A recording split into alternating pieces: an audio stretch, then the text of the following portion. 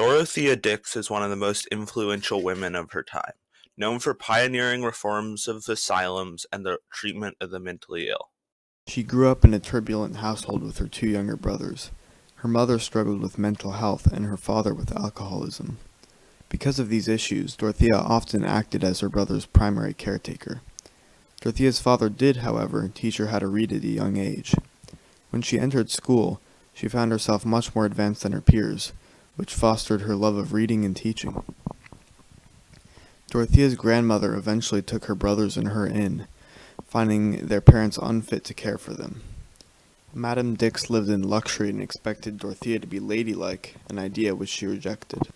When she was only 15, her second cousin Edward helped her to start a small 20-student school. Edward would go on to fall in love with Dorothea and propose marriage. Dorothea initially accepted the proposal, but without any definite marriage time. To her surprise, though, Madame Dix approved of Dorothea's idea of setting up a school. Faced with this new opportunity, Dorothea decided to return Edward's engagement ring.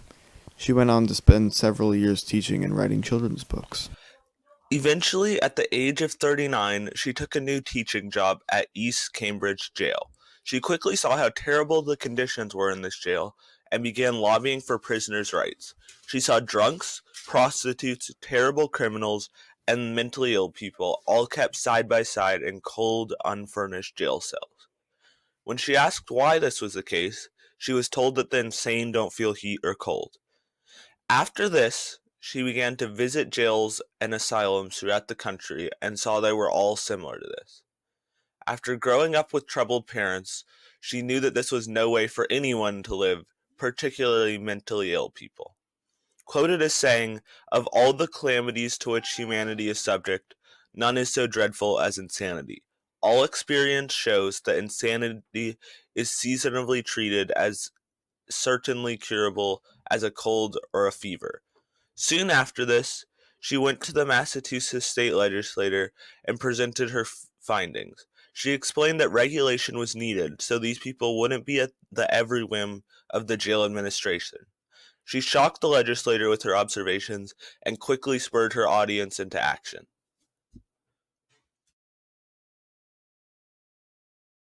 In her later life, she volunteered to be a nurse in the Civil War. Shortly after this, she was called to Washington, D.C., where she was appointed to organize and supply all Union Army hospitals. This made her the first woman in U.S. history appointed to a position of government. After the Civil War, she traveled to Europe to continue her reform movement and improve prison conditions for all. Because of her, many hospitals around Europe and the U.S. were designed or rebuilt. In 1887, she died at the age of 85 and was buried in a New Jersey hospital, which was established in her honor. Dorothea Dix changed the way mental illness was treated forever. While there's still an unfortunate amount of stigma around the topic, she is the reason for many improvements in treatment around the U.S. and around Europe. As previously mentioned, many hospitals and jails were redesigned or rebuilt because of her.